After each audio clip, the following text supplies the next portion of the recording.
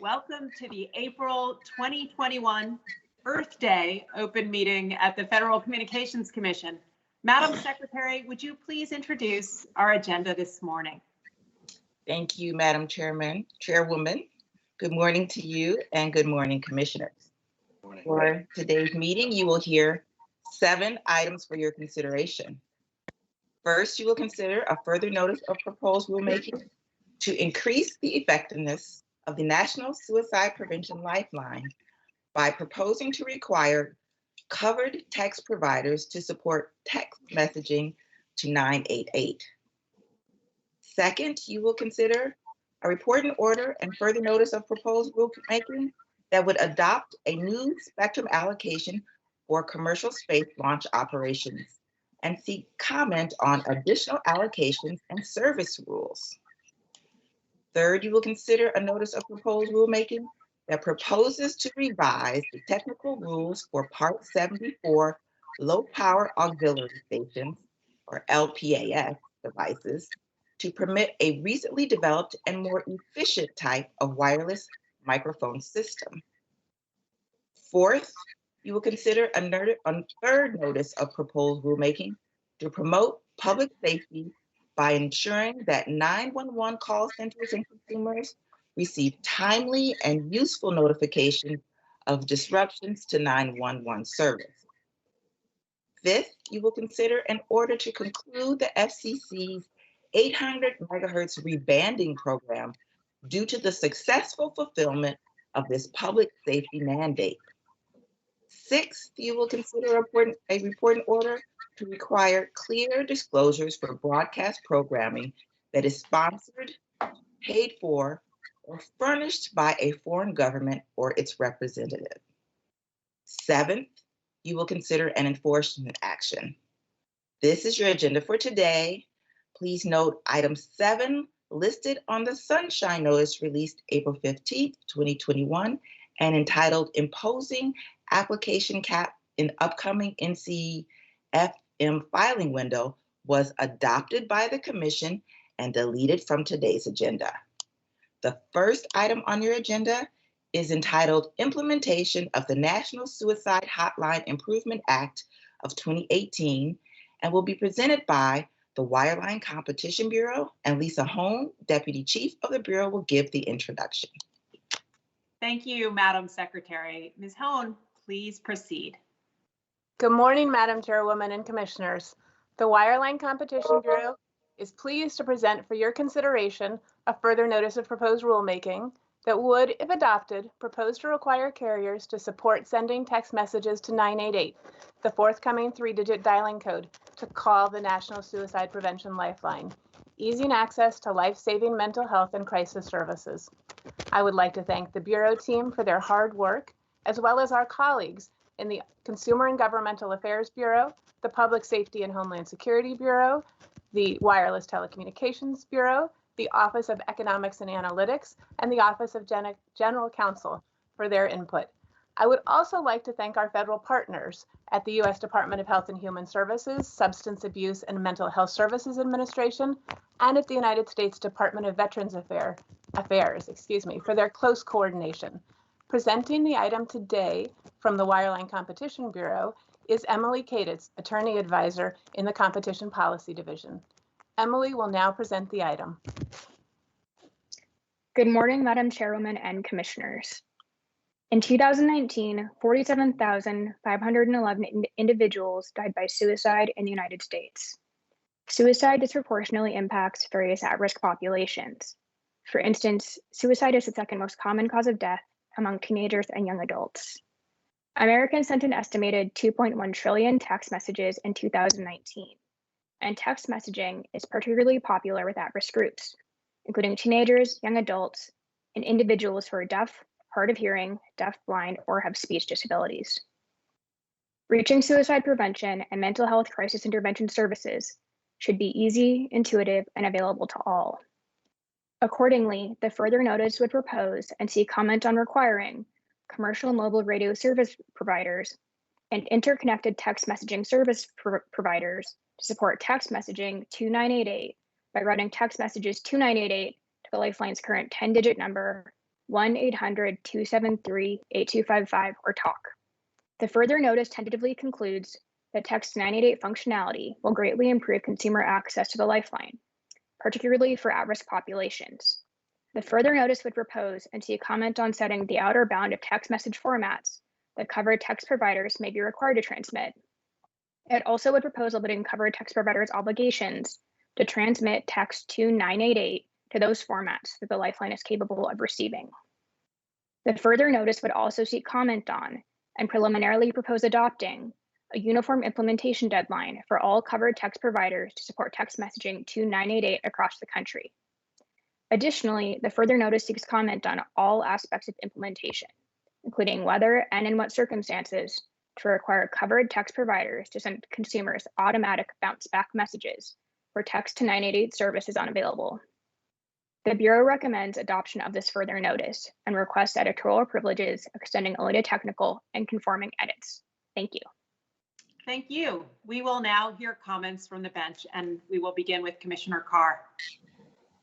Thank you so much to the Bureau team that worked on this item. I think when we look back over the course of the past year as the COVID-19 pandemic spread across the country, one of the upshots of that was a tremendous strain and toll on the lives of so many Americans. We saw that with the rise in the need for mental health counseling. I was in Perrysburg, Ohio, not too long ago at a mental health clinic that saw their telehealth visits for mental health counseling jump 20-fold during COVID. And so I think it's incumbent on those of us in government to do everything we can to break down the barriers to accessing high quality, affordable mental health services. I think this item is a good step in that direction. So I really want to thank the chair for her early focus on this, for bringing this item before the commission. And I'm glad to add my voice and vote in support of the initiative that she brought forward. So thank you. Thank you, Commissioner Carr. Next up, Commissioner Starks. Thank you, Madam Chairwoman. Ensuring Americans have access to mental health resources during times of the crisis is imperative, especially now as the pandemic continues, full stop. Today's further notice of proposed rulemaking starts the process of supporting text messaging to 988, the 3-digit dialing code for the National Suicide and Prevention Lifeline. Texting is a vital communication medium for many of the populations most at risk for suicide, including young people, individuals with disabilities, and minority communities. Throughout the pandemic, texting has been essential for mental health. And at the onset of the pandemic in April 2020, the Substance Abuse and Mental Health Services Administration reported a 1,000% spike in text messages from Americans seeking crisis counseling compared to the prior year. And I would be remiss not to focus on the expanding access to mental health resources is absolutely critical for communities of color. Suicide remains among the second most common cause of death among teenagers, young adults, and suicide rates are rising at an alarming rate among Black youth in particular. According to the National Institute of Mental Health, suicide is the second leading cause of death for Black children between the ages of 10 and 14, and the third leading cause of death for Black children between the ages of 15 and 19. Research indicates that Black children 12 years old and younger are more likely to die by suicide than their white peers, and suggests that a lack of access to mental health resources may explain this disparity. And moreover, preliminary studies in Illinois, Maryland, Connecticut determined suicide rates among Black Americans and other people of color rose during the pandemic specifically, despite the overall suicide rate decreasing. And so this moment presents the opportunity to elevate an accurate narrative about the mental health in communities everywhere and in communities of color, and most particularly for us to save lives. So I'm pleased to approve this FNPRM because text to 988 can ensure our most vulnerable populations can readily access the life-saving resources. I do thank the staff and the Wireline Competition Bureau for their hard work in preparing this item. Well said. Now, Commissioner Symington.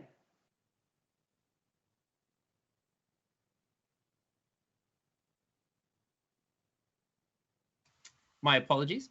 Thanks very much. I'd like to echo and support the remarks of my fellow commissioners that in thanking the Bureau for their work. Obviously, I'm delighted to see any improvements in the functionality of the 988 system in order to continue expanding access for all those in need, and I'll be happy to approve this item. Well, as you heard from my colleagues, and as we all know, this has been a year like no other. The pandemic era pressures on our well-being are real. The consequences of closed down businesses, shuttered classrooms, and distancing from family and friends are palpable. And we're only starting to understand the mental toll this period has taken on all of us. But as we emerge from this time, I hope we can be mindful that there are those around us who may need a helping hand. Today's rulemaking is all about how we provide that help. Suicide is now the second most common cause of death among teenagers and young adults. The rate of suicide for young girls has tripled over the past 20 years. For Black teens, we've seen similarly devastating increases. Lesbian, gay, bisexual, transgender, and queer young adults contemplate suicide at a rate more than 4 times higher than their cisgender peers. Plus, young people who are deaf and hard of hearing are more likely to consider suicide than those without hearing disabilities. Now consider this pandemic and the associated economic challenges, and you have the potential for a whole new level of crisis. So let's remind these young people that they are not alone. Family and friends, of course, can lend their support, and there is also the National Suicide Prevention Lifeline, 1-800-273-TALK, a hotline that is available every hour of every day. Even better, last year the FCC set up a way to make this hotline easier to reach by simply dialing 988, a 3-digit code. And my predecessor in this role, Chairman Ajit Pai, deserves real kudos for making this a priority and ensuring that the 988 hotline will be available to all next year. So now let's go a step further. While a voice hotline has its benefits, traditional telephone calls are no longer native communications for many young people. Texting is where they turn first. That's especially true for many at-risk communities, including LGBTQ youth and people with disabilities. So it's time to make the suicide prevention hotline text accessible with 988, because it shouldn't make a difference how you reach out in an emergency. We should connect people to mental health resources no matter how they communicate in crisis. Now, of course, making this happen is going to take some work. So we start that process with our rulemaking today. We seek input from the Department of Health and Human Services, Substance Abuse and Mental Health Services Administration, and the Department of Veterans Affairs, who have been our partners in developing the 988 system. We seek guidance from those who help support 988 for the hotline, as well as anyone else with insights into how such a texting system could work. We also seek comment on the technical and legal issues associated with this approach, how to define covered text messages, how to make sure that carriers properly direct text to 988, what network equipment and upgrades may be necessary to support this system, and how quickly to require carriers to implement our proposal. I want to specifically thank our partners at SAMHSA and the VA, who oversee the National Suicide Prevention Lifeline and Veterans Crisis Line. We can't get to text to 988 without you, and I pledge that we will work with you every step of the way.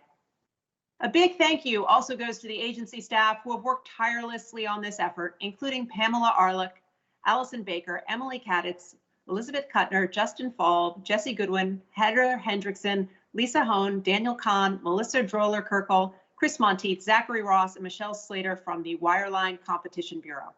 Garnet Hanley, Charles Mathias, Susan Mort, Wesley Platt, Jessica Quinley, and Catherine Schroeder of the Wireless Telecommunications Bureau. Terry Kavanaugh, Richard Mallon, and Linda Oliver of the Office of General Counsel, Patrick Brogan, Stacy Jordan, Eugene Kiselev, Eric Ralph, and Emily Talaga of the Office of Economics and Analytics, Diane Burstein, Elliot Greenwald, Deborah Patkin, and Susie Rosen Singleton of the Consumer and Governmental Affairs Bureau, and Brenda Boykin, Kenneth Karlberg, John Evanoff, David Firth, Rasul Satavian, and Rachel Weir of the Public Safety and Homeland Security Bureau. And with that, we will proceed to a vote on the item. Commissioner Carr? Approve. Commissioner Starks, Approve. Commissioner Symington, Approve. and the chair votes aye. So the item is adopted with editorial privileges as requested. Now, Madam Secretary, please announce the next item on today's agenda.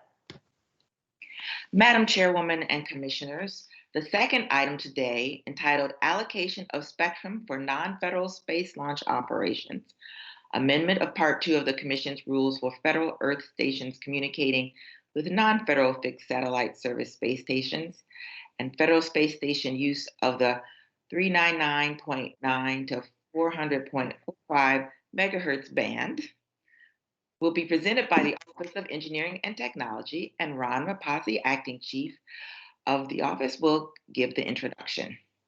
Thank you, Madam Secretary. Mr. Rapazzi, please proceed with introducing our second item on today's agenda. Certainly. Good morning, Madam Chairwoman and Commissioners.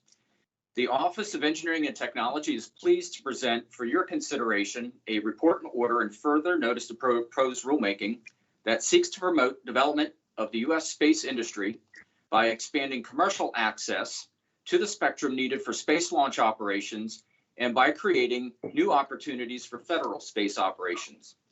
The report and order would add a frequency allocation in the 2200 to 2290 megahertz band to support commercial space launch operations, while the further notice would seek comment on several additional allocation changes, as well as on new service rules and coordination procedures. The further notice would also seek comment on expanding federal access to certain commercial satellite bands. Finally, the further notice would seek comment on the future communication needs of the U.S. space industry and how the Commission can support them going forward. I would like to express my thanks to the Wireless Bureau and International Bureau for their contributions to this item. Tom Struble, OET Legal Advisor, will present the item. Thank you. Good morning, Madam Chairwoman and Commissioners. The item before you is a report and order and further notice of proposed rulemaking that seeks to support the U.S. space industry by expanding commercial access to the spectrum necessary for space launch operations, as well as by seeking comment on changes to certain satellite frequency bands. Space launch operations require reliable access to spectrum for various types of communications, including telemetry, tracking, and telecommand services. Currently, the bands used to support these services are allocated exclusively for federal operations, which means commercial space launch operators must obtain grants of Special Temporary Authority, or STAs, under the Commission's experimental licensing rules prior to each launch. This process of obtaining STAs for each launch is suboptimal and could be improved by amending the allocation table and developing a licensing framework that is more efficient, predictable, collaborative, and transparent. To that end, the report and order would amend the allocation table to allow commercial space launch operations in the 2200 to 2290 megahertz band. These operations would be allowed on certain frequencies within the band during both pre-launch testing and space launch operations, with NTIA coordination required prior to each launch. The further notice would seek comment on several proposals to provide additional support for the U.S. space industry. First, we propose to expand the new allocation in the 2200 to 2290 megahertz band beyond the specific frequencies identified in the report and order. Second, we propose service rules for the 2200 to 2290 megahertz band, including licensing and technical rules, as well as coordination procedures for access to this band. Third, we propose to add 3 additional allocations for space launch operations in the 420 to 430 megahertz, 2025 to 2110 megahertz, and 5650 to 5925 megahertz bands. Each allocation would be subject to certain conditions, and we also propose service rules for each of these 3 bands. Fourth, we see comment on licensing and operating rules for payload activities, as well as on communications between launch vehicles and satellites. Fifth, we see comment on proposals to give federal users expanded access to non-federal satellites operating in certain frequency bands. Sixth, and finally, we see comment generally on the future spectrum and communications needs of the U.S. commercial space industry and how the Commission can support those needs going forward. Staff recommends adoption of this item and requests editorial privileges solely for technical and conforming edits. Thank you. We will now hear comments from the bench. Commissioner Carr? Thank you. Later this week, astronauts on board the Crew Dragon Endeavour will lift off from Launch Complex 39A at Kennedy Space Center. The spacecraft, propelled by the Falcon 9 rocket and piloted by NASA astronaut Megan McArthur, will power towards the International Space Station, which orbits approximately 220 miles above the Earth's surface at over 17,000 miles per hour. For the next 6 months, these astronauts will work on a range of scientific experiments, including research that could help deliver vaccines more quickly. Upon completing their mission, the crew will make their way back to Earth and splash down in the Atlantic Ocean off the Florida coast. While the crew will complete their work far above our atmosphere, there is still plenty of earthly red tape associated with their mission. For instance, these and other launches require FCC authorizations for the critical communication systems used from launch to splashdown. And the current method of obtaining the required FCC approvals can be an arcane and often unpredictable process. Rocket science is hard enough as is, so we don't need to layer outdated regulatory processes on top of it. Today, we launch a process that can streamline this approach, and that would give another boost to America's growing leadership in commercial spaceflight. In doing so, we seek comment on several spectrum bands that could be used for future launches. One band in particular, 5650 to 5925 megahertz, covers the top 75 megahertz of the Uni-2C spectrum band. Last month, I identified this band as one that we should seek comment on because it's vastly underutilized today. So I think we should build off of this step we take today by starting a broader proceeding that looks at the entire Uni-2C band and whether we can eliminate some of the cumbersome technical restraints that are holding it back. And doing so could go a long way in opening up more spectrum for super fast Wi-Fi and other connections. So I want to thank the staff of OET as well as the wireless and international bureaus for all of their hard work on today's item. It has my support. Thanks. Commissioner Starks. Thank you. As we enjoy a new golden age of space exploration, the FCC must ensure its policies continue to encourage American leadership. Since the early days of space exploration, our nation has looked to the federal government to promote our critical security, economic, and scientific interests in space.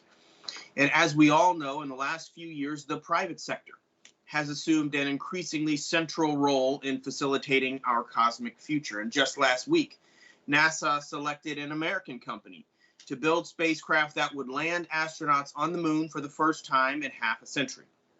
Unfortunately, the FCC space launch spectrum policies don't reflect this new reality, and that's why I urged the Commission back in 2019 to take action on this long dormant proceeding and update those policies. And so I'm pleased that today's action will do just that, providing more certainty to the rapidly growing commercial space industry and spurring future proceedings that should re-energize our rules to meet the innovation and dynamism of the moment. Access to wireless spectrum is vital for commercial space launch operators to reliably communicate with their launch vehicles, and these operators have long used spectrum licensed to federal users. Rather than having broad authority to use this spectrum when needed, however, providers must each obtain a special temporary authorization for each launch because of the spectrum's federal allocation. And so under this cumbersome process, operators file their STA applications, and the Commission and staff engage with their counterparts at other federal agencies to negotiate access to this spectrum. If any details of the launch change, which frequently happens, the operator must go back through the STA process to rework the authorization. And in addition, these STAs are valid for only a single launch and expire after 6 months. So operators often must prepare numerous and duplicative applications. The point is, this approach may have made sense when launches occurred infrequently, but times change. American space companies have transformed the industry by improving technology, investing in reusable launch vehicles, and multiple launches now occur each month. And a single American launch company had 26 successful launches last year. The STA process is no longer practical for all these launches. And so today we update our policies to grant a non-federal secondary allocation for specified frequencies in the 2200 to 2290 megahertz band during commercial space launches. And the allocation will be limited to the telemetry, tracking, and telecommand operations of launch vehicles, spacecraft during pre-launch testing and space launch operations. And so this new allocation will allow an improved operational way to launch on a regular license basis, providing them with certainty as to which frequency bands can be used for non-federal space launch operations so they can plan and invest in future space launch activities. Adopting this allocation is a critical step in the Commission's effort to develop a new licensing framework and technical rules governing commercial launch operations. We also seek comment on whether to create licensing regimes for other bands that are currently used for commercial space launch operations and what rules should apply to those operations.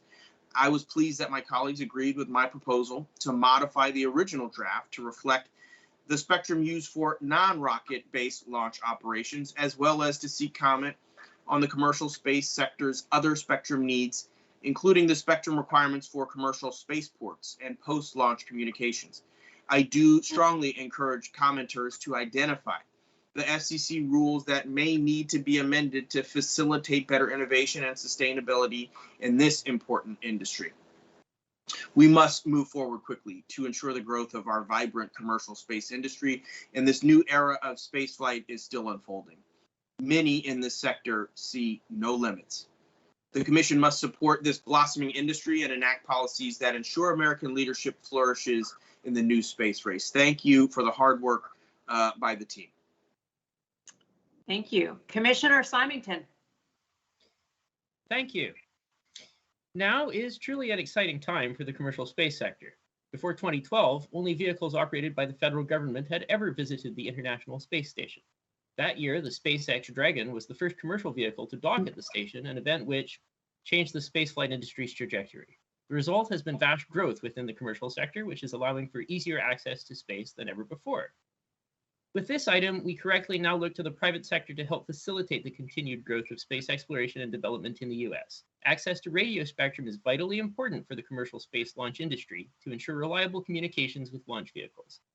This item also importantly recognizes that a clear, stable, and predictable regulatory framework is vital to support the US commercial space sector, which is authorized by the FCC. While I applaud this item and believe that allocating spectrum for commercial launches is certainly a good thing, we must ensure that the current process for conducting commercial launches is not disturbed. We are only now in the very early stages of creating rules to govern a new process going forward. We want to ensure that the current Part 5 experimental license STA process, which allows commercial launch providers to access the spectrum necessary to conduct their launches, remains steadfast. The Part 5 process has worked well to get us to this point as we embark on crafting a new process that facilitates proper coordination among space launch providers. This approach ensures that the FCC asks the right questions and proposes the right solutions to ensure a stable regulatory environment for this nascent industry. Thank you. Thank you. So on Friday morning, an American space shuttle will cut through the air over the Florida coast, rocketing 4 astronauts into orbit. And on board will be NASA's Megan McArthur and Shane Kimbrough, Akihiko Hoshide from the Japanese Aerospace Exploration Agency, and Thomas Pesquet from the European Space Agency. And together, they make up NASA's Crew 2 mission to the International Space Station. Now, this journey will mark a new day in America's space program. And it's possible in part thanks to the work of the FCC. That's because Crew 2 is the second flight of a NASA-certified commercial system and the second international crew of 4 to launch on an American commercial spacecraft. These efforts require special temporary authority from the FCC for the spectrum they need for launch communications. So I am thrilled to say that we were able to play a small role in what is sure to be a history-making event. But if we really want to reach for the stars, there is more we can do at the FCC to strengthen the future of commercial spaceflight. Now, to understand how, roll back 8 years ago. because that was when the FCC first determined that providing specific spectrum for commercial space launches was a good idea. Because without it, launch operators would scramble for the spectrum resources they needed every time on an ad hoc basis. And it turns out those early experts at the agency were right. Because in the intervening years, while this proposal has been stuck in the bureaucracy of the interagency process, ad hoc requests for airwaves for launch purposes have multiplied. This changes here and now. Because today we add a new commercial allocation to the 2200 to 2290 megahertz band to support commercial space launches. To build on this progress, we seek comment on the use of other spectrum bands for these purposes, and we also ask for input on the technical rules and coordination procedures that are required for sharing these airwaves. I want to thank our colleagues at the NTIA and the Department of Defense for their willingness to work collaboratively with us on this effort. I know they share our appreciation for the Crew 2 mission. I know they also share our enthusiasm for what is perhaps NASA's most consequential task: delivering human beings beyond the limits of our skies and then bringing them home again. Thank you to the staff that worked on this effort, including Michael Ha, Ira Keltz, Nick Oris, Siobhan Philemon, Ron Rapazzi, Dana Schaefer, Tom Struble, and Sergi Tai from the Office of Engineering and Technology. Kim Baum, Neshe Gundelsberger, Carl Kenziger, Tom Sullivan, Marissa Velez from the International Bureau, Linda Chang, Rodney Conway, Roger Noel, Catherine Schroeder, Joshua Smith, Sean Spivey, Joel Taubenblatt, and Peter Trachtenberg from the Wireless Telecommunications Bureau, Rosemary Harrell, Jeremy Marcus, and Ashley Tyson from the Enforcement Bureau, Cheryl Lee, Kate Matraves, Julia May-Henry, and Patrick Sun from the Office of Economics and Analytics, and Michelle Ellison, Dave Konskow, Bill Richardson, and Max Staloff from the Office of General Counsel. We will now proceed to a vote on the item. Commissioner Carr. Approve. Commissioner Starks. Approve. Commissioner Symington. Approve. And the chair votes aye. This item is adopted with editorial privileges as requested. Madam Secretary, please announce the next item on today's agenda. Madam Chairwoman and Commissioners, item 3 on your agenda will be presented by the Office of Engineering and Technology and is entitled Opening the Door to New Wireless Microphone Technologies. Once again, Ron Rapazzi, Acting Chief of the Office, will introduce the item. Thank you, Madam Secretary. Again, Mr. Rapazzi, please proceed. Thank you, Madam Chairwoman and Commissioners. OET is also pleased to present this morning for your consideration a notice of proposed rulemaking that would revise Part 74 technical rules to permit use of a recently developed, more spectrally efficient wireless microphone system called Wireless Multi-Channel Audio System. Wireless microphones are used in a variety of settings, including theaters, music venues, film studios, conventions, corporate events, houses of worship, and internet webcasts. The NPRM proposes to modify the Part 74 rules to permit licensed wireless microphone use in the wireless multi-channel audio systems in many of the bands where wireless mics are currently authorized. Hugh Van Tile, Senior Engineer in our Policy and Rules Division, will present the item. Thank you. Good morning, Madam Chairwoman and Commissioners. The item before you is a notice of proposed rulemaking that proposes to modify the Part 74 low-power auxiliary station rules to allow a new, more efficient type of wireless microphone called a Wireless Multi-Channel Audio System, or WMAS. WMAS is an emerging technology that can enable more efficient use of spectrum by wireless microphones. Most currently available wireless microphones transmit on a single audio channel within a narrow radio frequency channel, whereas WMAS transmits multiple audio channels within a wider radio frequency channel and can allow a higher number of microphones per megahertz of spectrum. The NPRM proposes to allow WMAS to operate on a license basis under the Part 74 rules in many of the bands currently used by wireless microphones, including the TV bands, the 600 megahertz duplex gap, and the 900 megahertz, 1.4 gigahertz, and 7 gigahertz bands. WMAS would be permitted to use a channel size of up to 6 megahertz, but smaller channels could be used when less spectrum is sufficient for an application or when there's less than 6 megahertz of spectrum available in a band. To ensure the spectrum is used efficiently, WMAS will be required to operate with at least 3 audio channels per megahertz of spectrum. The proposals are not intended to alter the existing spectrum rights or expectations regarding access and availability of spectrum vis-a-vis all the various authorized users, whether broadcast licensees, whitespace device users, unlicensed operations, the wireless microphone users themselves, or others that share use of frequency bands with wireless microphones. The NPRM proposes to require WMAS to comply with the emission mask and spurious emission limits already established for WMAS in the 2017 ETSI standard for wireless microphones. It also proposes to update the existing technical rules for Part 74 wireless microphones and Part 15 unlicensed wireless microphones that currently are required to comply with certain 2011 ETSI standards to comply with the updated 2017 ETSI standards. The NPRM seeks comment on whether the Commission should permit WMAS on an unlicensed basis under Part 15 of the rules, and if so, in which bands. It also seeks comment on the impact of WMAS on other uses of the bands where it would operate, including conventional wireless microphones, broadcast television, other authorized services, and unlicensed devices. The staff recommends adoption of this item and requests editorial privileges solely for technical and conforming edits. Thank you. Thank you. We will now hear comments from the bench. Commissioner Carr.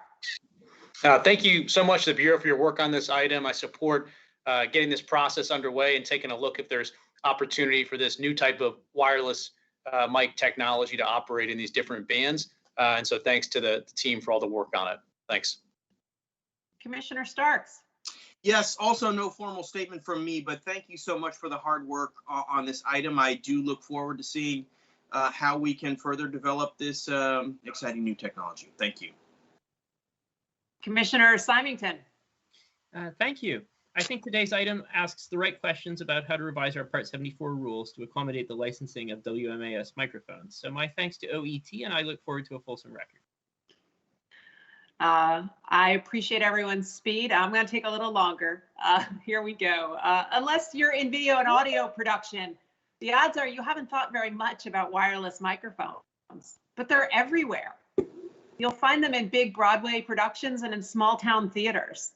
They're present on film sets. They're commonly used in churches, stadiums, and schools. And these nearly ubiquitous devices operate in a mix of licensed and unlicensed airwaves in the 600 and 900 megahertz bands, as well as the 1.9 gigahertz and 7 gigahertz bands. And these airwaves are shared with a range of other wireless services, including broadcasting, aeronautical activities, Wi-Fi, and unlicensed operations that use white spaces to expand the availability of broadband. Now, making sure all of these services can function at the same time without interference is a significant task. So when a new technology for wireless microphones comes along, it merits a close and careful look. And that's what we're doing here today.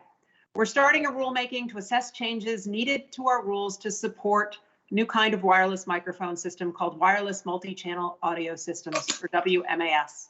And these systems have the potential to significantly improve the efficiency of wireless microphone operations. So much so that under the rules we propose here, 3 times as many microphones may be able to operate by putting the same amount of power over the air as a single wireless microphone does under our rules today. And of course, this promotes special spectrum efficiency, which is a good thing. Because here, that could mean that the other spectrum interests using these bands might benefit from more efficient microphone operations too. In fact, this new spectral efficiency could mean more opportunities for broadband technologies like white spaces and Wi-Fi. So we're going to look forward to detailed comment on these matters. And I look forward to the record that develops. So for making this rulemaking possible, thank you to David Duarte, Ira Keltz, Paul Murray, Siobhan Philemon, Ron Rapazzi, and Hugh Van Tile from the Office of Engineering and Technology, Patrick Brogan, Kate Martraves, Michelle Schaefer, and Alex Yankovich from the Office of Economics and Analytics, David Horowitz, Keith McCrickard, and Bill Richardson from the Office of General Counsel, Jeremy Marcus, Ashley Tyson, and Raphael Snyder from the Enforcement Bureau, Hillary DeNigro, Barbara Kreisman, and Evan Morris from the Media Bureau, and Chris Andes, Steve Buzzino, Carrie Hicks, Paul Malamud, and Blaise Cinto from the Wireless Telecommunications Bureau. And with that, we will proceed to a vote. Commissioner Carr. Approve. Commissioner Starks. Approve. Commissioner Symington. Approve. And the chair votes aye. The item is adopted with editorial privileges as requested. Madam Secretary, please announce the next item on today's agenda. Madam Chairwoman and Commissioners, the fourth item today, entitled Improving 911 Reliability Through Better Notifications of Disruptions, will be presented by the Public Safety and Homeland Security Bureau, and Lisa Folks, Chief of the Bureau, will give the introduction. Thank you, Madam Secretary. Ms. Folks, please proceed. Good morning, Acting Chairwoman and Commissioners. Americans place roughly 240 million 911 calls each year, but when network outages occur, 911 call centers may not receive those calls. It's critical that the Commission not only work to promote 911 communications reliability, but also to help mitigate the effects of those outages. One way the Commission does this is by requiring service providers to report network outages affecting 911 service to both the Commission and 911 call centers. Public safety officials have told us that this information helps them to ensure that emergency services remain available. For example, when officials are promptly informed of an outage affecting 911 service, they can promote alternate emergency contact methods through broadcast and social media. Today, we present a notice of proposed rulemaking that proposes to harmonize our outage reporting rules to ensure 911 call centers and consumers receive timely and useful information on these communications disruptions. With me today from the Public Safety and Homeland Security Bureau is Bo Finley, Attorney Advisor in the Cybersecurity and Communications Reliability Division. I would like to thank the division and other Bureau staff for their hard work on this item, as well as the other bureaus and offices that contributed. Mr. Finley will now present the item. Thank you, Chief Folks. Good morning, Acting Chairwoman and Commissioners. The Commission oversees 911 communications infrastructure primarily through three complementary mechanisms: 911 call transmission requirements, 911 reliability and certification requirements, and outage reporting requirements to both the Commission and 911 special facilities, which include public safety answering points, which are also known as 911 call centers or PSAPs. This notice of proposed rulemaking focuses primarily on outage reporting requirements. Commission rules currently require two classes of providers: originating service providers and covered 911 service providers, to notify both the Commission and PSAPs when they experience an outage that affects 911. Originating service providers include cable, satellite, wireless, wireline, and interconnected VoIP providers, while covered 911 service providers are providers that aggregate 911 traffic from originating service providers and deliver that traffic to PSAPs. Under current rules, different standards and metrics apply to the outage notices required of these providers. Today's notice seeks comment on whether to harmonize PSAP outage notification requirements so that both types of providers notify PSAPs about outages that potentially affect 911 within the same time frame, by the same means, and with the same frequency. Both types of providers will be required to notify potentially affected 911 special facilities of an outage no later than 30 minutes after discovering the outage. These notifications would need to be transmitted by telephone and in writing via electronic means. In addition, the notice of proposed rulemaking proposes that service providers be required to communicate additional material information as that information becomes available, but no later than 2 hours after the initial notification. Material information would include basic information such as the name of the service provider offering the notification, the name of the service provider or providers experiencing the outage, and the date and time of the incident, as well as other details regarding the outage and the carrier's response. This notice also proposes to require that service providers develop and implement procedures to gather, maintain, and update PSAP contact information annually. Having up-to-date PSAP contact information will ensure that service providers are able to quickly notify and coordinate with PSAPs during a disruption. We expect that this will enhance PSAP's situational awareness to better manage alternative access to emergency services. In addition, the notice proposes to require service providers to notify their customers when there is a reportable outage that affects 911 availability within 60 minutes of determining that there is an outage. Service providers would be required to supply material information, including when 911 availability may be restored and the geographic area impacted.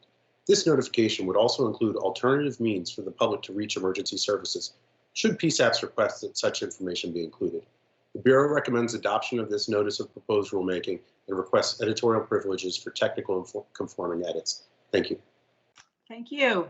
We will now hear comments from the bench, and we'll begin with Commissioner Carr.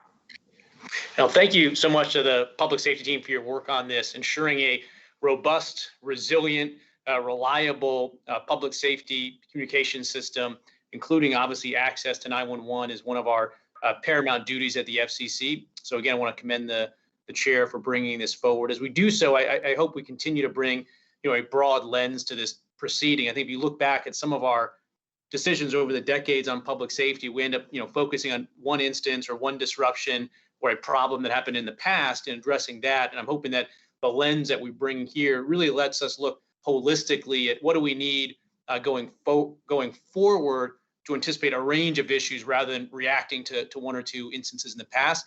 And I think the scope here lets us do that. So thank you again to the team for working on it, and the chair for bringing it forward. Thanks. Commissioner Starks. Thank you, Madam Chairwoman. Because 911 plays such an essential role in protecting Americans, network failures that prevent calls from reaching public safety answering points can prevent life-saving services from reaching the people in need. This is not simply a theoretical issue, and the real-world consequences can be extremely serious. For example, a single 5-hour outage in 2017 resulted in the failure of 911 calls from about 12,600 callers. Preventing these failures, which can be catastrophic, of course, for those that are experiencing an emergency, is an important carrier responsibility. And so when outages do occur, timely notification can help mitigate the harm to callers by allowing PSAPs and other emergency responders to inform the public of alternative ways to contact emergency services. Today's notice of proposed rulemaking proposes to harmonize the Commission's rules for the timing, means, and frequency of network outage notifications that originating and covered 911 service providers are required to provide to PSAPs. The notice of proposed rulemaking also proposes timely and direct consumer notifications of all material information regarding an outage, and it proposes that service providers include alternative means to reach emergency services at the request of PSAPs. Speeding notification to PSAPs and to impacted customers during a 911 outage can change the outcome of an emergency, and I'm pleased to approve this NPRM in advancing those efforts. Thank you, as always, to the Bureau for its hard work on this issue. Commissioner Symington. Thank you. I'd like to express my appreciation to the Public Safety and Homeland Security Bureau for this item and commend the chair for bringing it forward. And I, of course, will expect to approve. Thank you, commissioners. In April of 2014, we had a major 911 failure in the United States. More than 6,000 emergency calls went unanswered because of a multi-state system outage that affected more than 11 million people across 7 states: Washington, North Carolina, South Carolina, Minnesota, California, Florida, and Pennsylvania. In a report investigating what caused the outage, the FCC had chilling words. We concluded this could have been prevented, but it was not. You know, those are words you never want to see twice in a report about public safety. But here's the most striking part. According to the report, the outage was caused by a software coding error that the FCC found could have been fixed almost as soon as the outage began. But because the problems were not identified quickly, the outage went on and on for 6 hours. Now, this month marks the 7th anniversary of this 911 failure that spanned 7 states. And in the intervening years, 911 outages have become far too common. There was a nationwide outage of more than 12 hours last summer that resulted in 23,000 calls to 911 not reaching emergency call centers. And last fall, 911 services went down again in 14 states, some for as long as an hour and a half. To make matters worse, these kinds of outages have outsized consequences during the public health crisis caused by COVID-19. So 7 years is too long, and that's why today we continue FCC efforts to update public safety protocols for the COVID-19 era by improving our ability to learn about 911 outages, identify their causes, and hold parties accountable. We propose updates to our rules so that we no longer have different reporting requirements for different providers of 911 services. That's because it doesn't matter if you're on the calling or receiving end of an emergency call. An outage is a problem that needs to be fixed.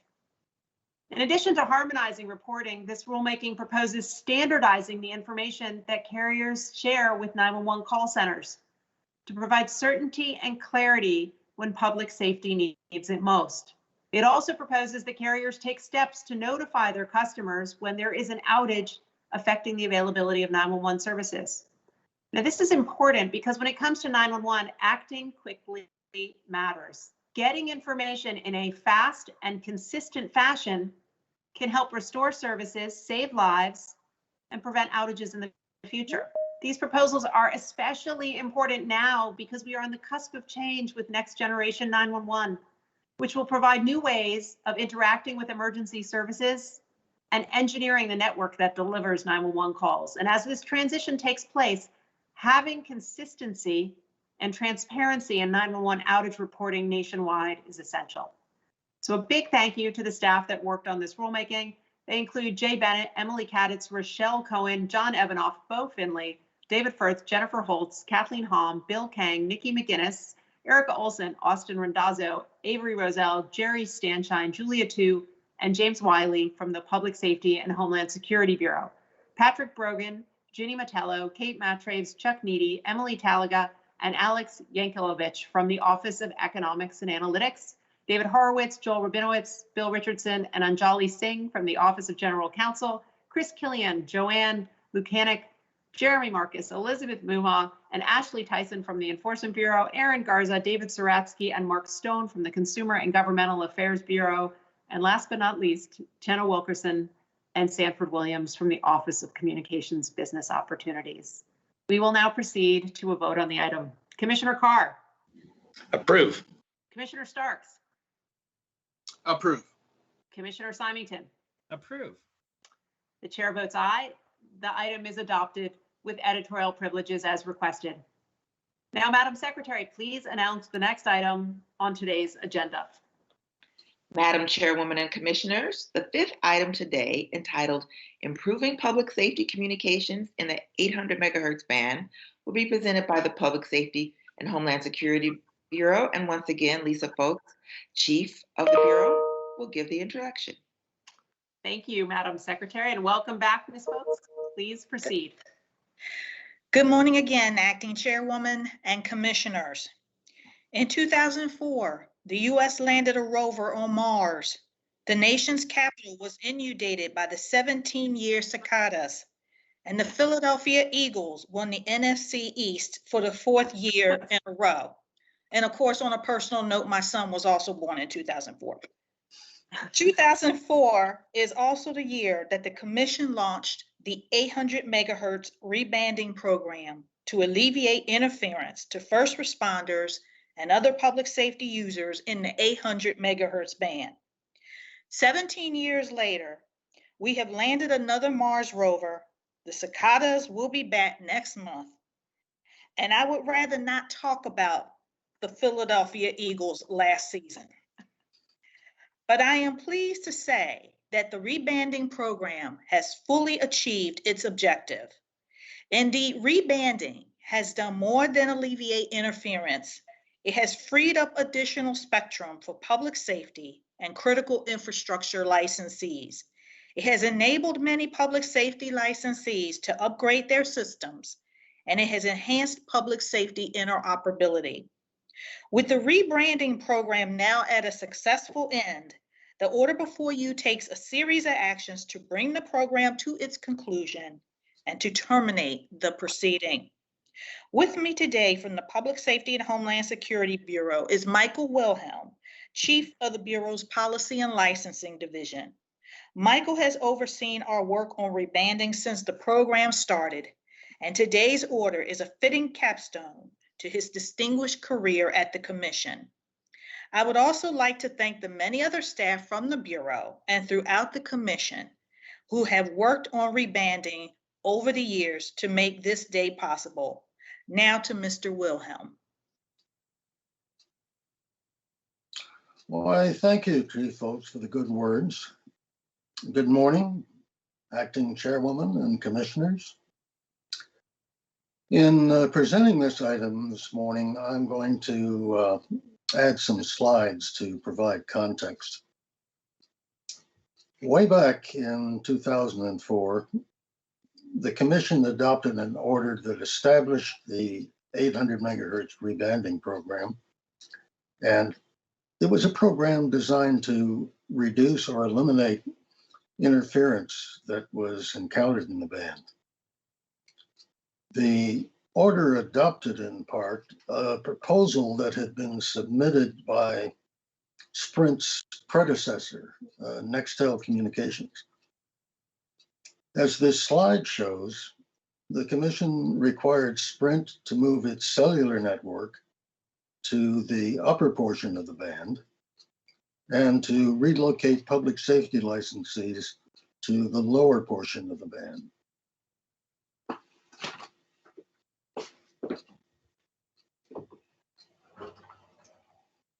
Now, Sprint was required to pay all of the rebanding costs of all licensees, and it had to maintain a letter of credit. And that letter of credit secured Sprint's performance against a default. To administer the program, the Commission appointed a transition administrator that operated under the Commission's direction. Now, almost 2 decades later, over 2,100 systems have been rebanded, and 2.6 million radios have been retuned or replaced. If we were making this presentation in the Commission meeting room, 2.6 million radios would probably fill the room and not allow much room for me to make this presentation. Now, most importantly, the program has fully achieved its objective. It's alleviated interference to public safety in the 800 megahertz band. These achievements were made possible due to many, many years of hard work by Sprint, its successor T-Mobile, and by numerous 800 megahertz licensees, the 800 megahertz transition administrators, and Commission staff. Now, as Chief Folks mentioned in their introduction to this presentation, the benefits of rebanding also extend beyond alleviating interference. The 2004 order made additional spectrum available for public safety and critical infrastructure licensees, and many public safety licensees took the opportunity to invest in system upgrades. This made public safety service more reliable, more resilient, and importantly, more interoperable.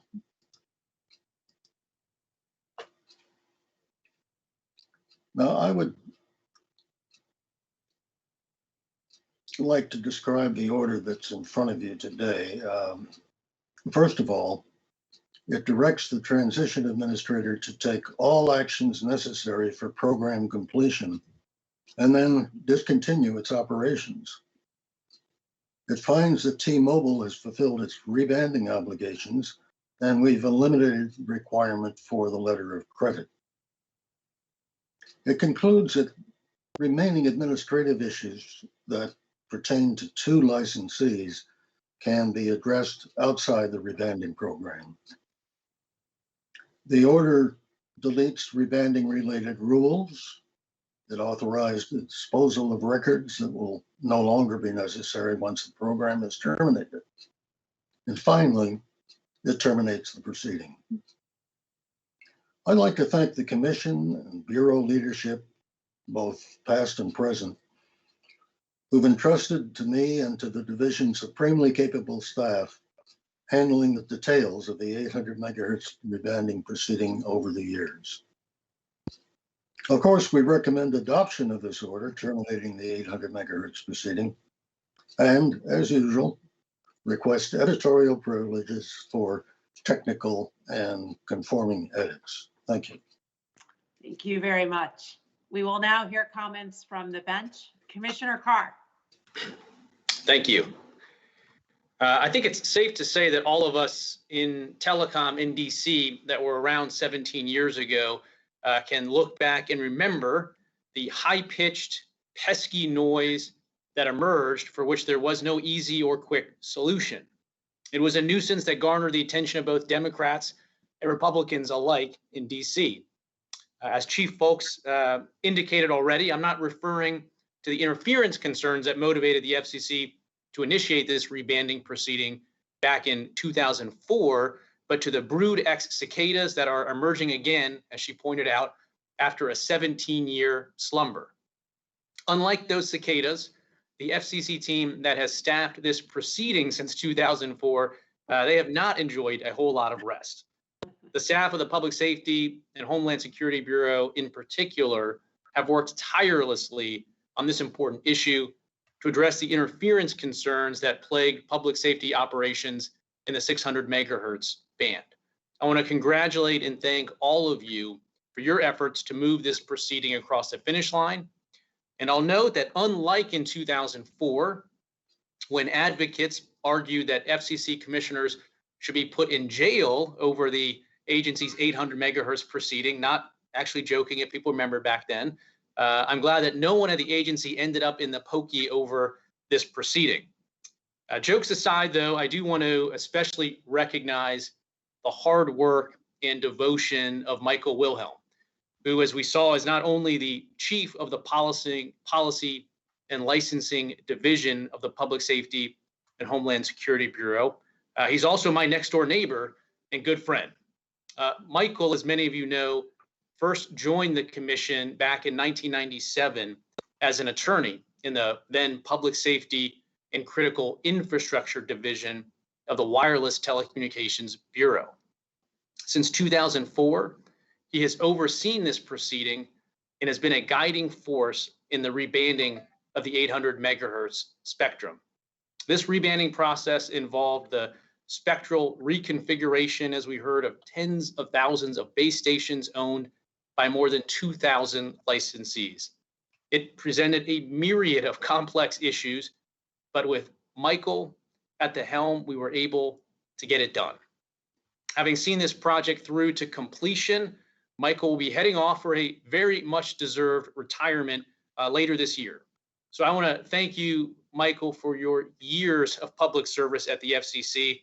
The American people have benefited greatly from your service. So I want to wish you, your wife, Pam, all the best in your retirement and hope you can devote less time to Spectrum, more time to your family and doing things you enjoy. And hopefully my brood of 3 kids don't wake you up at all hours of the night with their various caterwauling that they're very well known for in the neighborhood. So thank you again, Michael, for your service, your work on this. I appreciate it, and I approve of the item. Thanks. Commissioner Starks.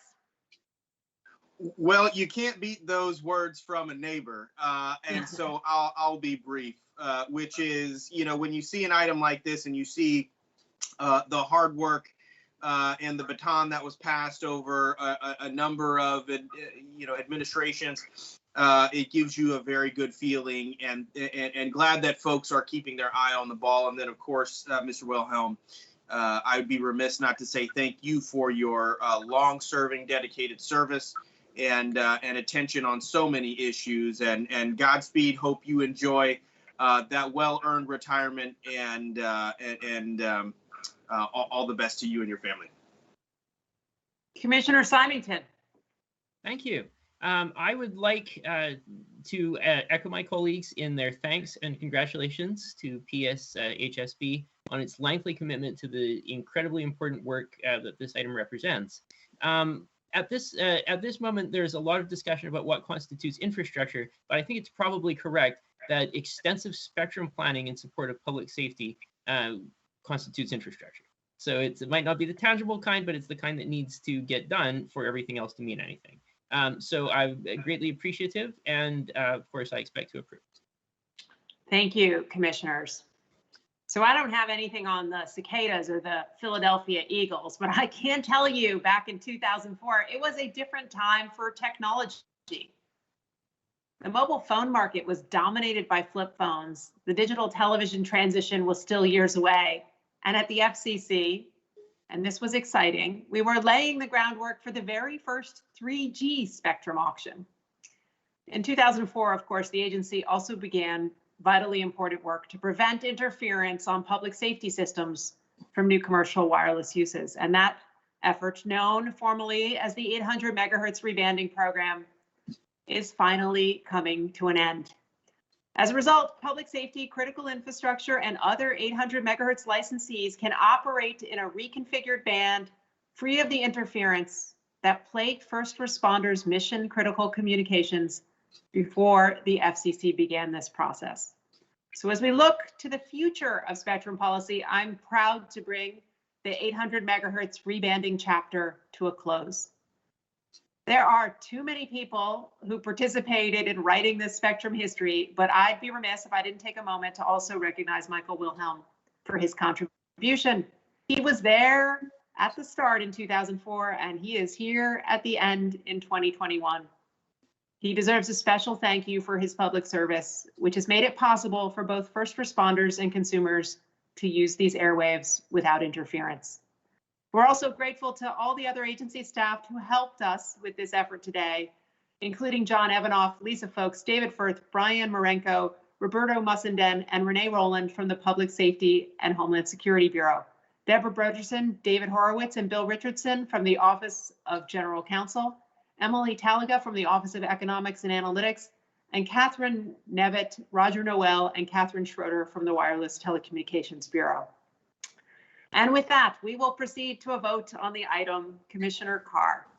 Approve. Commissioner Starks. Approve. Commissioner Symington. Approve. And the chair votes aye. So the item is adopted with editorial privileges as requested. Madam Secretary, can you please announce the next item on today's agenda? Madam Chairwoman and Commissioners, the sixth item today, entitled Enhancing Transparency of Foreign Government-Sponsored Programming, will be presented by the Media Bureau, and Michelle Carey, Chief of the Bureau, will give the introduction. Good morning, Acting Chairwoman, Commissioners. Today, the Media Bureau presents a report and order that increases transparency for consumers by ensuring that radio and television broadcast audiences are made aware when a foreign government or its representatives seek to persuade the American public. Chad Guo from the Media Bureau's Industry Analysis Division will present the item.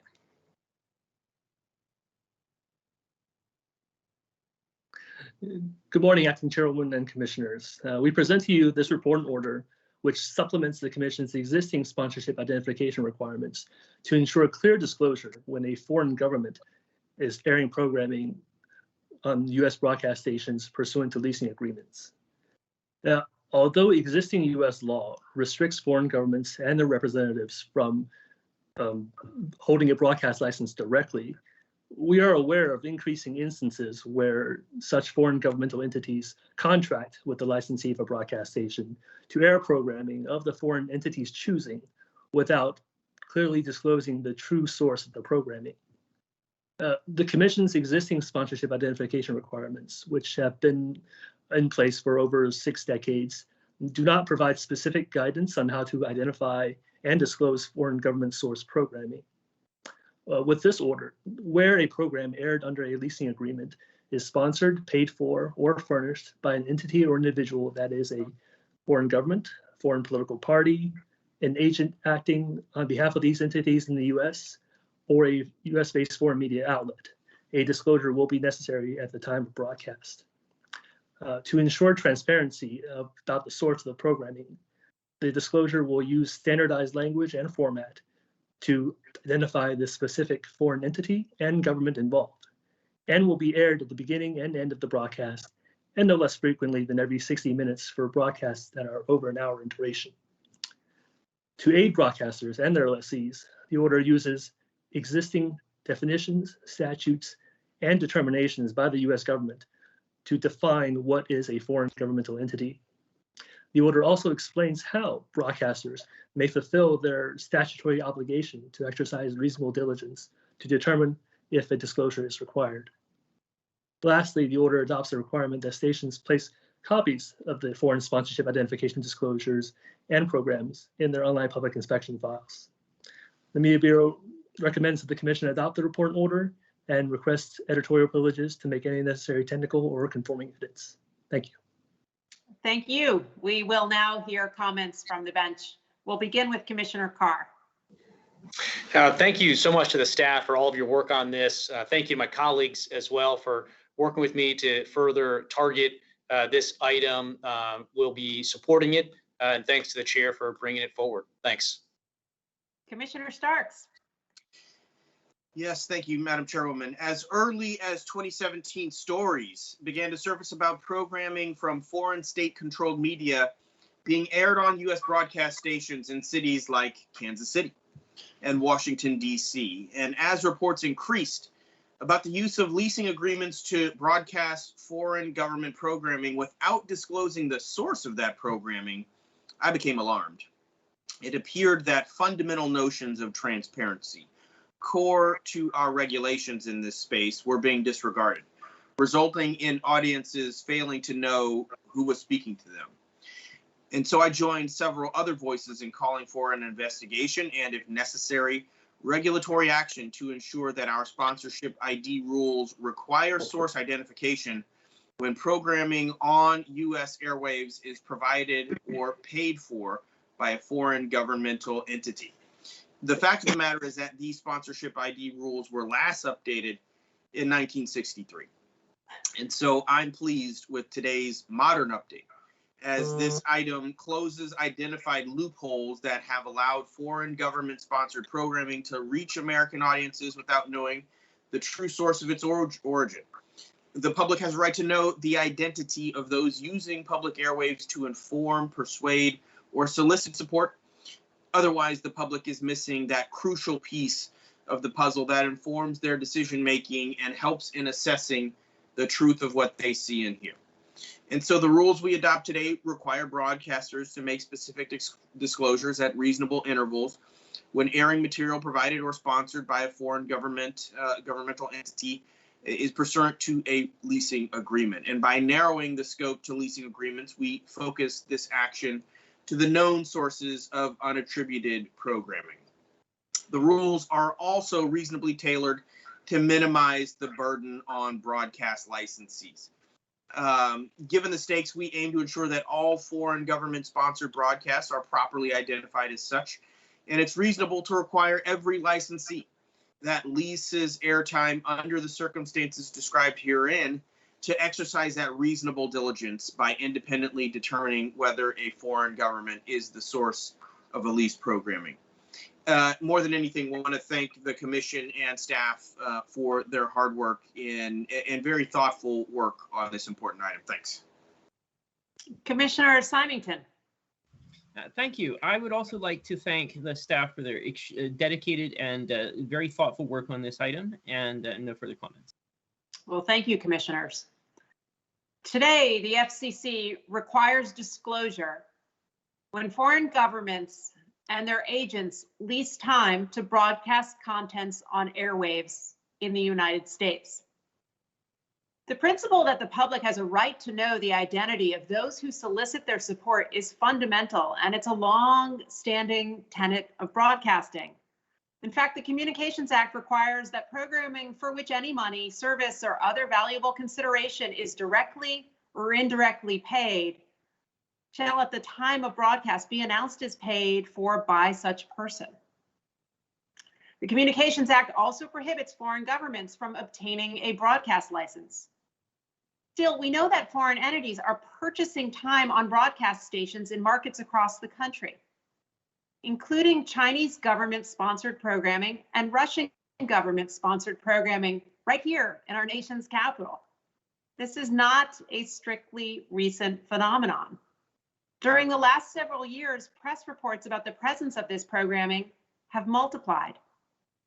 Moreover, Congresswoman Anna Eshoo wrote this agency 8 times to demand that it do something to shed light on the use of our airwaves by foreign government actors.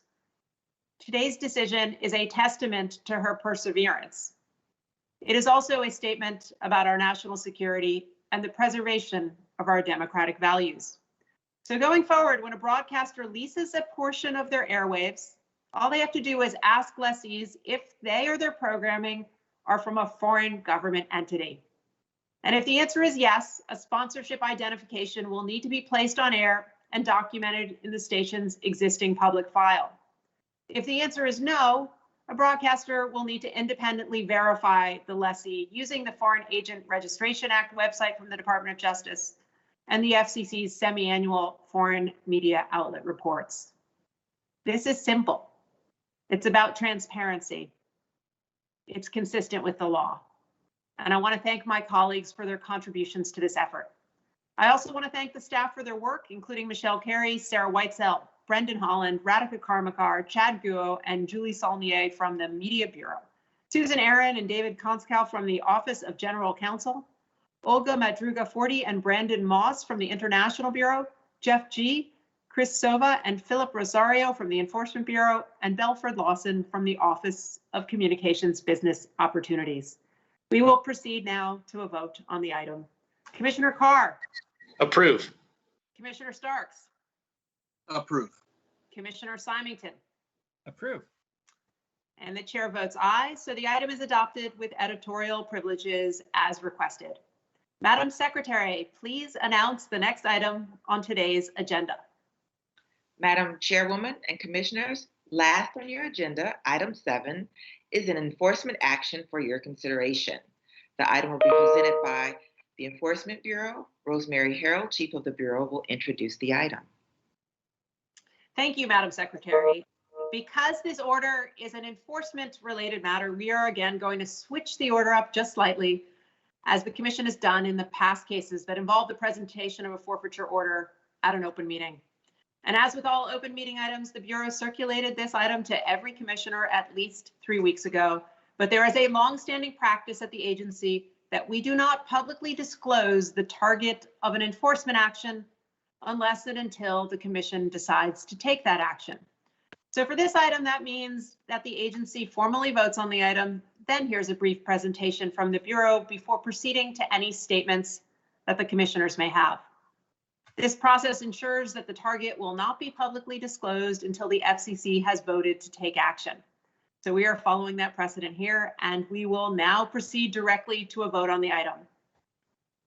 And with respect to item number 7 on the agenda, Commissioner Carr. Approve. Commissioner Starks. Approve. Commissioner Symington. Approve. The chair votes aye. The item is adopted with editorial privileges if they are requested. So Ms. Harrell, please proceed with introducing the item on today's agenda.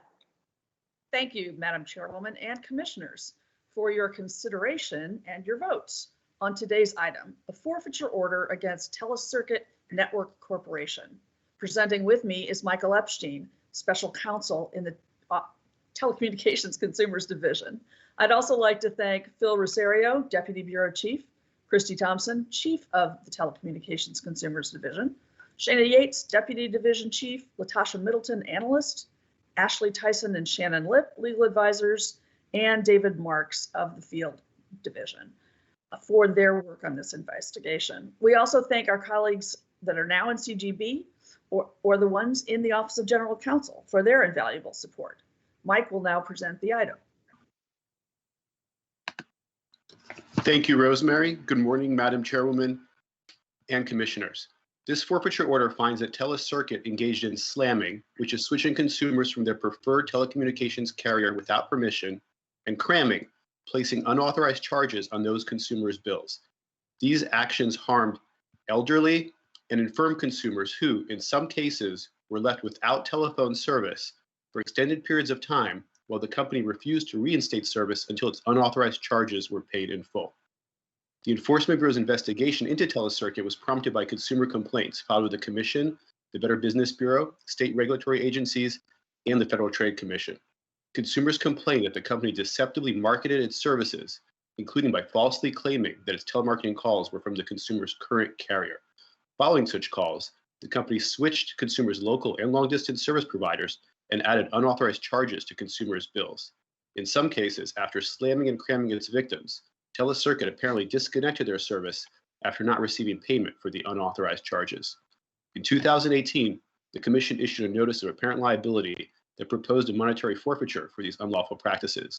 Now, after fully considering the company's response, we affirm nearly all the findings in that notice, including that Telus Circuit engaged in slamming, cramming, misrepresentation, and failing to respond fully to a Commission order.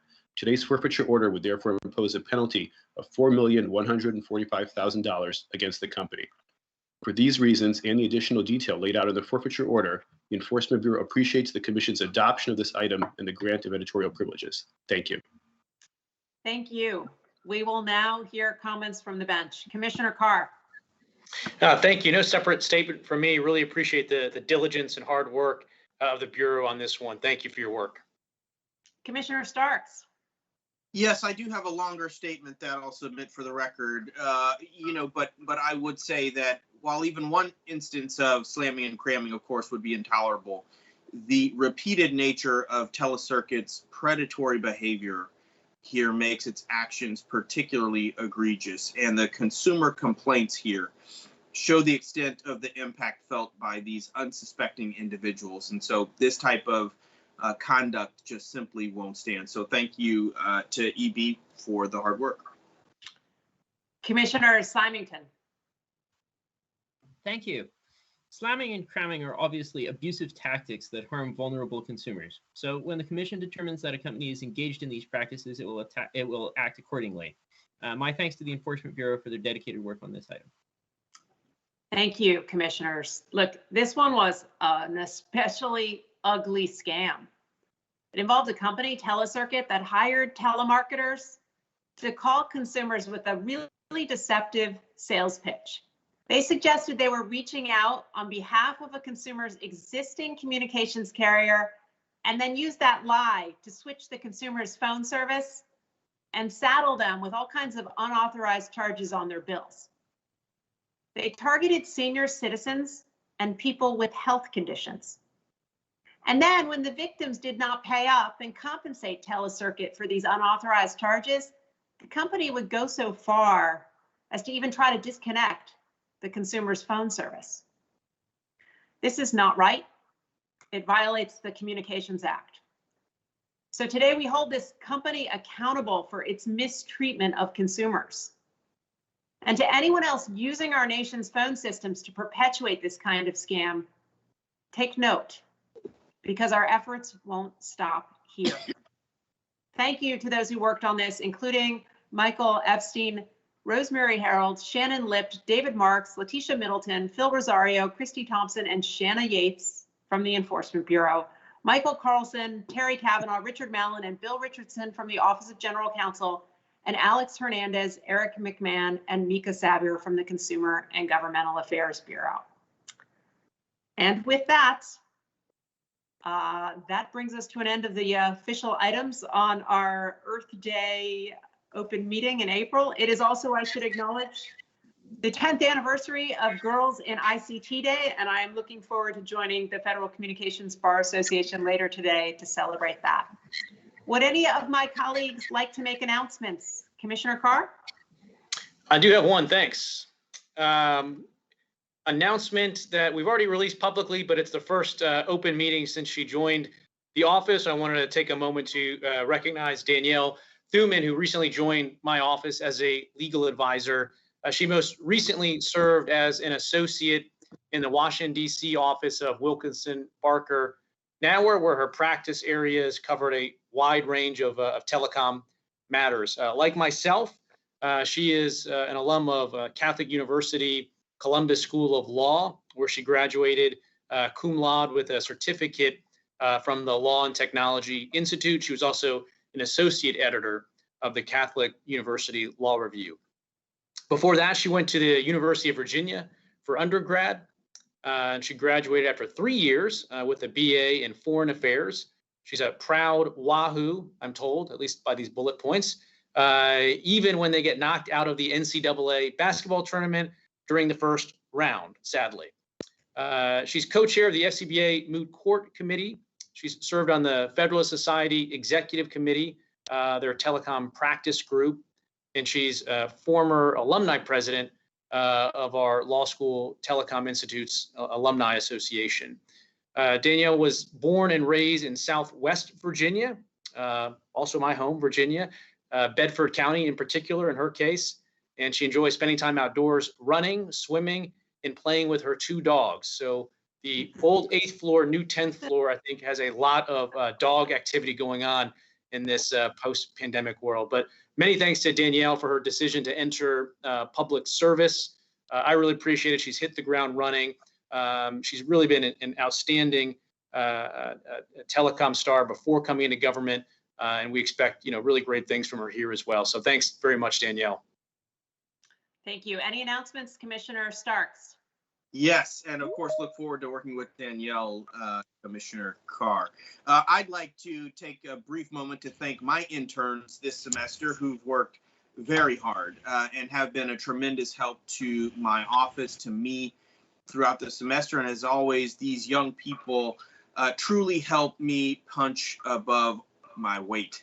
And so briefly again, Arte Abua Barnes, Jeff Boxer, Lexi Cafaso, and Katie Mellinger. I truly wish you all the best of luck in your future endeavors. Please stay in touch. And thank you again for all your hard work. Any announcements, Commissioner Symington? Thank you. Looking forward to working with Danielle, but otherwise nothing to announce on my end. All right. Thank you, commissioners. Before we adjourn, I just want to make a few very quick announcements. I want to recognize 4 longstanding commission employees for their service to the agency and their upcoming or just occurred retirements. First, I want to recognize Kathy Harris, who retired from the commission last month after 20 years in the Wireless Telecommunications Bureau. She played a critical role in so many core wireless issues, including the review of transactions and the development of FCC rules regarding the leasing, partitioning, and disaggregation of spectrum. She also did work on license renewal and build-out obligations. She has been a mentor and is well known to many at the FCC, and she's also known for her collegiality and her humility. We are going to miss her as she moves on, and we wish her much deserved happiness and good health in her retirement. Next, I want to recognize Carmen Scanlon, who's an attorney with the Consumer and Governmental Affairs Bureau's Office of Intergovernmental Affairs. And she retired at the end of last month after serving, again, over 20 years at the FCC. She started at the agency as a Spanish-speaking outreach specialist and then joined the Office of Intergovernmental Affairs as an attorney when it was founded in 2004. And she became the face of the commission to the state, local, and tribal government colleagues when she served as a liaison to the Intergovernmental Advisory Committee. And she was really an expert at helping this group find common ground and develop policy recommendations for the commission. We're going to miss her, and we're grateful for her lasting contributions to the agency's relations with its state, local, and tribal partners. Third, I'd like to recognize Rita Cookmeyer, who's retiring at the end of this month. Now, Rita grew up in the Washington area, and she started her government service early with summer jobs at the Navy and the Army.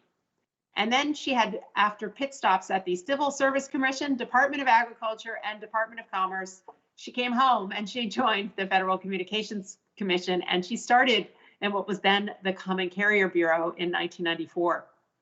But a few months after she started, the Wireless Telecommunications Bureau was launched, and she jumped right in. And she worked in both the mobility division on licensing and then the auctions division, where she helped to successfully prepare the FCC's first financial audit.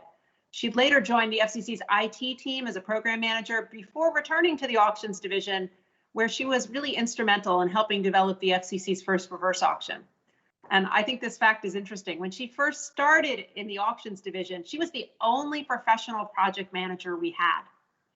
Our auctions division now has 6 dedicated project managers, and we've had over 30 people take the introduction to project management class. And that all started with Rita. So she has left a lasting legacy on the auctions division and the commission, and we thank her for her service. And finally, I'd like to congratulate Diane Garfield from the International Bureau on her upcoming retirement. She joined the agency in 1997, where she quickly became an integral part of our satellite division. And during her time at the agency, she's provided technical leadership on a whole bunch of complex satellite licensing and rulemaking proceedings, including the 17 gigahertz band proceeding, efforts at Part 25 streamlining, spectrum frontiers, and C-band rulemakings. And due in large part to Diane's effort, some of our commission's Part 25 rules were modified to allow satellite and terrestrial services to operate compatibly in frequency bands. And everyone who knows this knows that's a really big deal. Her work also helped pave the way for the commission to be in a position to authorize several V-band satellite constellations. And her colleagues have come to rely on her ability to explain the most complicated satellite issues in a clear and understandable way. So we're going to miss her as she moves on from the FCC and relocates to California. She is going to be missed by her colleagues at the agency, but we wish her all the best in her retirement. Now, if my colleagues don't have any further announcements, Madam Secretary, please announce the date of the next FCC agenda meeting. The next agenda meeting of the Federal Communications Commission is Thursday, May 20th, 2021. Thank you, Madam Secretary. Until then, we stand adjourned.